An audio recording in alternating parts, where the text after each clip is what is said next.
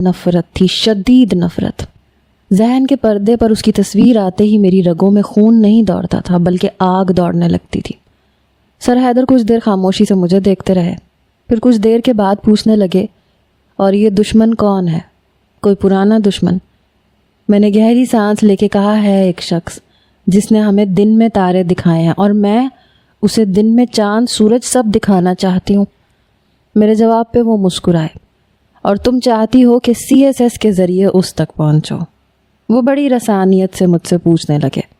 جی ہاں، میں اس کے دروازے پہ وردی میں کھڑے ہو کر وارنٹ پڑھوں گی، اور جب وہ مجھے پہچانے گا نا تو میں اسے کچھ کہوں گی۔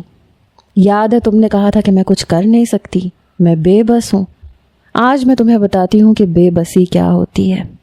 بس میں اسے اپنے سامنے گھٹنے ٹیکے روتے گڑ گڑاتے دیکھنا چاہتی ہوں، چاہے مجھے دن رات بھی ایک کرنے پڑے میں کروں گی۔ میں کسی اور ہی ٹرانس میں بول رہی تھی، لگ رہا تھا کوئی آگ ہے جو میری رگوں میں دوڑ رہی ہے۔ سر حیدر نے گہری سانس لی، کہنے لگے، اللہ تمہیں کامیاب کرے چندہ۔ پھر کہنے لگے، میں تمہاری پوری مدد کروں گا کیونکہ تم فتح علی شاہ کی پوتی ہو، اور تمہارے دادا کے مجھ پہ اور میرے خاندان پہ بہت احسان ہے۔ میں نے کہا، بس مجھے ہر حال میں CSS کا ایگزام پاس کرنا ہے۔ وہ کہنے لگے، ظلم کے خلاف آگے بڑھنے والوں کو میں بہت اپریشیٹ کرتا ہوں۔ پھر میرے ہاتھ پہ ہاتھ رکھا، میرا ہاتھ پکڑ کے ذرا سا دبایا جیسے مجھے تسلی دینا چاہتے ہو۔ میں نے ہاتھ کھینچ لیا تھا۔ انہوں نے کافی اہم نکات مجھے سمجھا دیے تھے بنا کتاب پڑھے۔ ظاہر سی بات ہے ان کا تجربہ بھی ہوگا۔ دادا جی نے مجھے بتایا تھا کہ وہ کئی اسٹوڈنٹس کو پڑھا چکے ہیں، اور ان سے پڑھنے والے اسٹوڈنٹس CSS لازمی کلیئر کر لیتے ہیں۔ 1.5 گھنٹہ سر حیدر مجھے مختلف چیزیں سمجھاتے رہے، اور میں بڑے غور سے ان کی باتیں سنتی رہی۔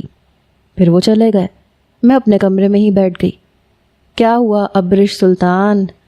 نہ تم مجھ تک پہنچ سکتی ہو، نہ میرا بال بیکا کر سکتی ہو۔ میرے سامنے تمہاری حیثیت ایک چونٹی کے برابر ہے، جسے میں جب چاہوں مسل کے رکھ دوں، اور میں تمہیں مسل کے رکھ دوں گا۔ اس کے الفاظ میرا تنفس بگاڑ چکے تھے۔ سمجھتا کیا تھا وہ خود کو؟ جو چاہے کرے گا۔ یہ اس کی غلط فہمی ہے۔ اس بار میں تمہیں ایسی شکست دوں گی کہ تم اٹھ نہیں پاؤ گے۔ تمہارا گریبان بہت جلد میرے ہاتھ میں ہوگا، اور میں تمہیں سب کے سامنے گھسیٹتے ہوئے جیل تک لے کے جاؤں گی۔ میں بتاؤں گی کہ ابرش سکندر کمزور نہیں ہے، پہلے بھی تمہیں مات دے چکی ہے، اور اس بار تمہیں چاروں شانے چت کر دے گی۔